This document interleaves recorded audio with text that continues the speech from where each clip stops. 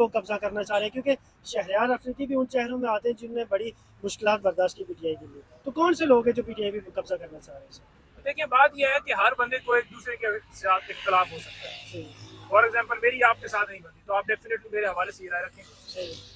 تو اختلافات اندرونی ہیں، اور یہ بات شہریار افریدی صاحب سے بھی بیٹھ کے ہماری انہوں نے بتائی ہے ساری جسٹیفیکیشن جو معاملہ چل رہا ہے، اور ڈیفینیٹلی ان کو جس طرح سے رکھا گیا ہے اور جو ان کے ساتھ سلوک کیا گیا ہے تو ہر بندہ وہ چاہتا ہے کہ اس کو عزت ملے، احترام ملے. صحیح.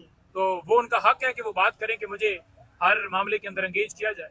تو پارٹی نے بھی کوئی اگنور نہیں کیا، اور عمران خان صاحب ان کی عزت کرتے ہیں. پارٹی ان کو بڑے اچھے الفاظ کے ساتھ ہمیشہ ان کو ہر معاملے کے اندر یاد رکھتی ہے، ان کی قدر کرتی ہے. جی سر. تو اختلافات ہوتے رہتے ہیں، لیکن میں یہ سمجھ رہا ہوں کہ جیسے شہریار افریدی صاحب والا کوئی سٹیٹمنٹ ہو، جی سر. یا مروت صاحب کی حوالے سے وہ جو چیئرمین پبلک اکاؤنٹ کمیٹی کے حوالے سے کوئی بات ہو، یا حامد رضا صاحب کے حوالے سے کوئی بات ہو، میرے سامنے بھی ڈسکشن خان صاحب کے سامنے ہوتی رہی ہے.